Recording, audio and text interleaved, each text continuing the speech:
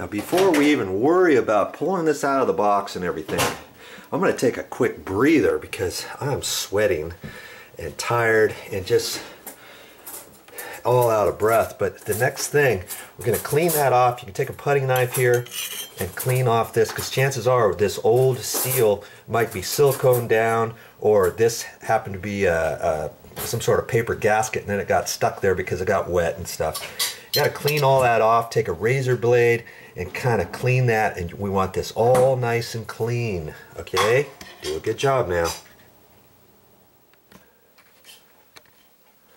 Oh, that looks all nice and clean there now. See there? A little bit of elbow grease, some cleaner, some razor blades, and you can get it clean. Now here's the other thing we had. Remember there was a soap dispenser right here.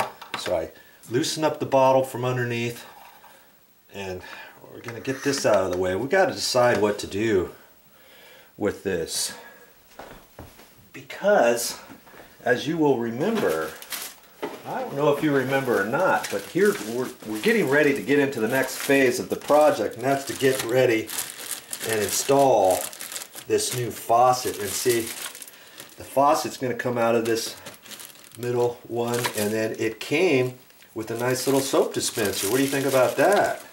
And it actually, there's a hole right here in the base plate for this, so we don't really want two soap dispensers next to each other, do we? That's going to look kind of hokey, I think.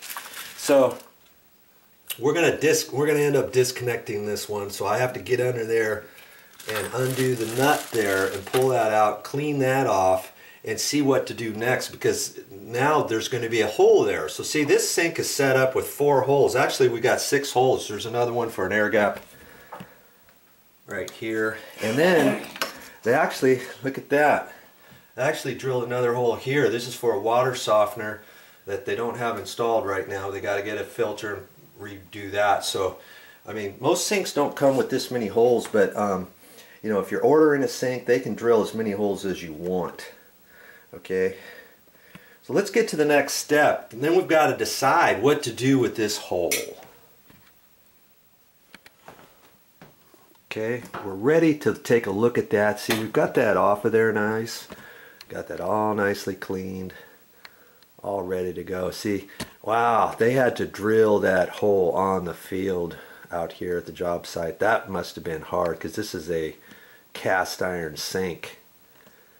You know, that was for that soap dispenser that we just removed. That was a bear in itself. The hardest part of replacing your faucet is always removing the old stuff. You never know what you're going to get into. Every sink is different. I'll have a whole set of things come up on the next one. That's why I don't like doing these, but you know what? Stick with it and you can do it too. Alright, so now here's our new faucet. So the first thing I'm going to do is I'm going to pull all this stuff out of here. I'm going to look at the directions. Hey, anybody out there, you think you can do this without reading the directions? Please don't do that. You get one thing out of sequence, you think, oh, that's what that was. So I always read the directions, even if I have a pretty good idea, 99.9% sure of how this all goes together, because every sink faucet is slightly different. The connections might look a little suspect too, but that's another reason why you've got to read the directions. And like I say, all faucets slightly come in different. To see this here, you've got a couple copper ones. Here's that plastic one here, and you're like, what is this? One of these has red on it, one's got blue on it. So I'm gonna pull all this apart, read the directions, and get right back to you. Okay, I've got the sink faucet here. I just put it on a table here, and here's my directions. Make sure you go through all of the directions to see what side the washer goes, and you'll have a metal washer, a rubber gasket washer, and you'll have different things. See, here's that big weight ball. This is pretty heavy. This is probably a pound or so. This one here, we're going to unscrew that on both sides, and then it splits, and then you put that on this after we get it down inside of from the counter on down. Okay, we'll do that later. Okay, but now remember, this one here happens to have a base, and it's got a little plastic deal here. And on most faucets, you don't have to use this. You can use this, or lots of times you can leave it out. And it shows you directions on how to do it with and without. You see, there's without, and then there's your trim. See? So you get to decide. And because not all of them have a soap dispenser, remember that came with it, and if you use this base, then there's already a nice hole there, and you put the soap dispenser through there. And here's something else that was really slick. Here's a blank plate, a little gasket here, and then you tighten that down in a hole. Because here's the thought. Let's take you back over here and talk about this really quick. Okay, remember on this existing one we had 4 holes set up here. We had an existing soap dispenser here, then we had the sink faucet here. Now if we use the base, I'm going to end up using the base, and here's why. Because we got 3 holes. The dispenser, the soap dispenser is going to go down through this hole. Here's the faucet. This is going to be covered up, and we just happen to have that extra blank plate. You remember? We got the blank plate, so I'm going to use that to cover up this hole here.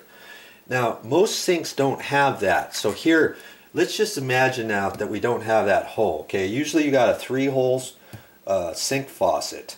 Okay, so the idea is if you don't want to use that trim plate, you could put the faucet down this hole here. You can have the soap dispenser here, and you can put this blank plate and fill up this hole here. Now if you're left-handed or something and you want the soap dispenser over here, put the soap dispenser here, put the blank plate over there. So it gives you plenty of options, but like I say, in our case, we're going to put that over there to fill that hole up. Then we don't have to go to the store and buy something special for that, right?